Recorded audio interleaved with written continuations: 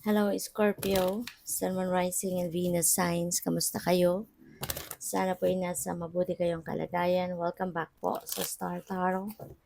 At kung bago kayo rito, welcome din po kayo. Please subscribe, like, share my videos, and leave me a comment kung nakaresonate po kayo. So, we have here and now, Scorpio.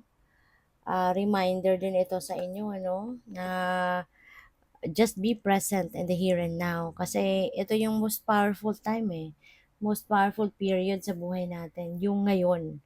Kung anong meron tayo ngayon, kung anong nangyayari sa ngayon, doon tayo. Kasi kung ano man yung nakaraan, tapos na, that's behind us. Wala na tayong power over that. 'Di ba? Wala na tayong magagawa. No? Hindi na natin may babalik yon. Wala na tayong kapangyarihan para baguhin kung ano ang tapos na. Ganun din 'no, yung future. Wala din tayong kasiguruhan kung anong mangyayari in the future. We don't even know what's gonna happen mamaya, bukas, sa makalawa, 'di ba? Kaya parang it's very impractical if you are going to stay in that panahon pa, 'di ba? Yung tapos na at ang kung anong paparating.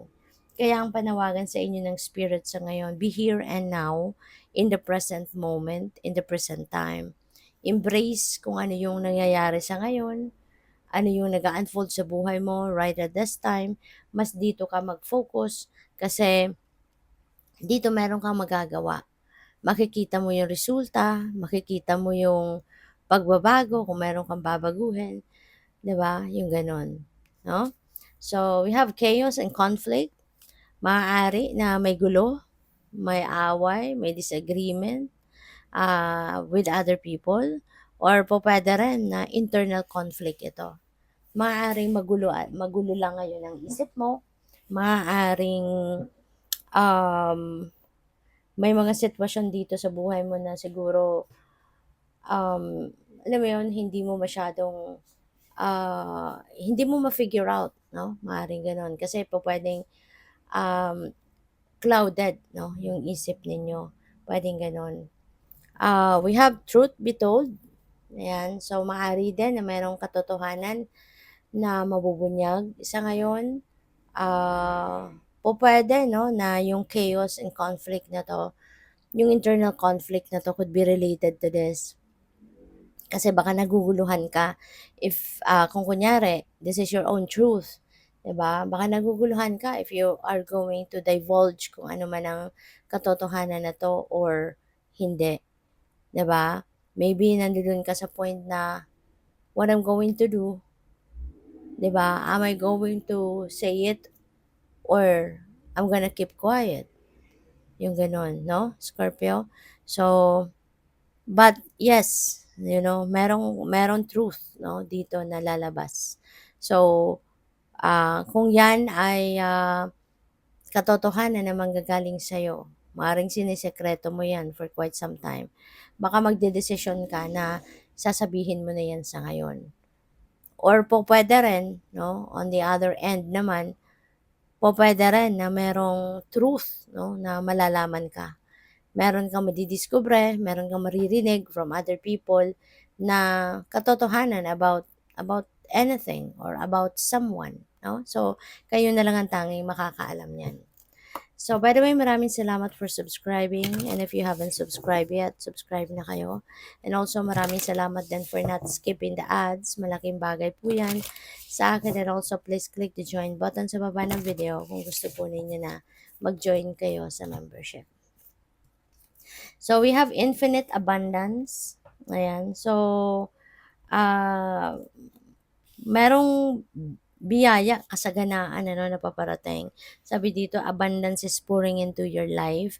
So, merong kasaganaan sa pera, prosperity, abundance coming your way. And this could come from various sources. We don't know. 'Di ba kung saan to magagaling. Kapag nangyari to sa buhay mo, so ikaw lang ang nakakaalam nito kung saan manggagaling mga biyayang ito. 'Di ba? So, yeah, but ang maganda rito, this is infinite. Parang walang hanggan kasaganaan ito. Parang hindi ito magtatapos. Parang it will continue to flow. So, maaaring ito na yung simula ng continuous inflow of abundance sa buhay mo. Kaya hindi ka na wala ng paghihirap, alam mo, yung gano'n, wala ng paghihirap, wala ng discomfort na pwedeng maranasan kayo, yung gano'n, no? So, we also have the gates of triumph. Success expands in your life. Okay?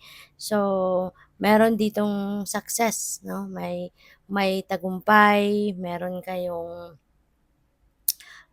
paparating na merong paparating dito na triumph, no, sa buhay mo.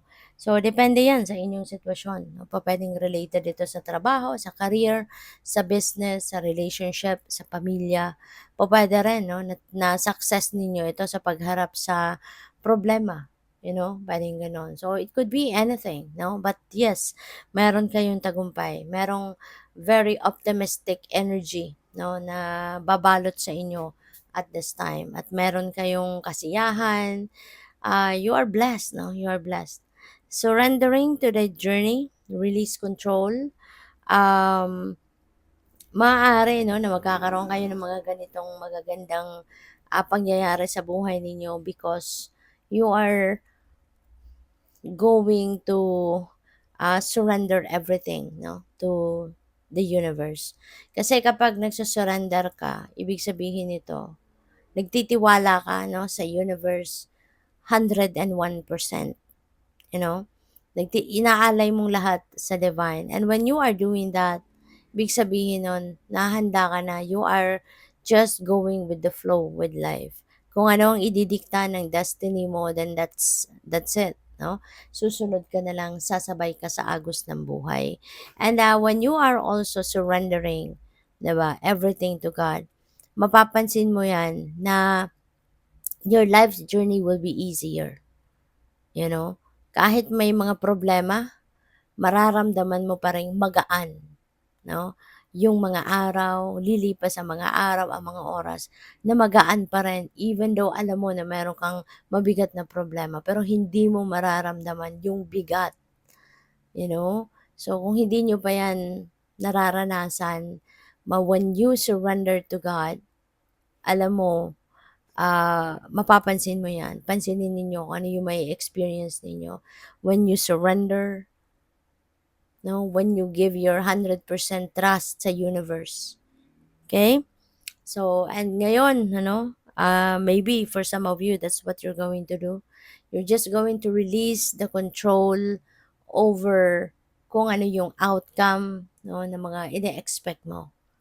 Kasi minsan, 'di ba? Kung tayo yung gustong masunod, no, kung ano yung gusto natin maging resulta ng mga ginagawa natin.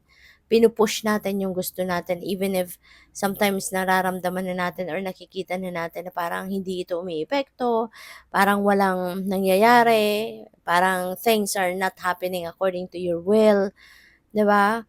Pero pinagpipilitan pa rin. Pero wala din nangyayari, 'di ba? Mas lalo na nasisira, mas lalo na naaantala, mas lalong nagtatagal ang lahat, mas lalong nagiging komplikado. But try surrendering everything to God, no? And you will see that things are going to run smoothly. Okay? So good luck. Thank you for watching. Love and light. Namaste.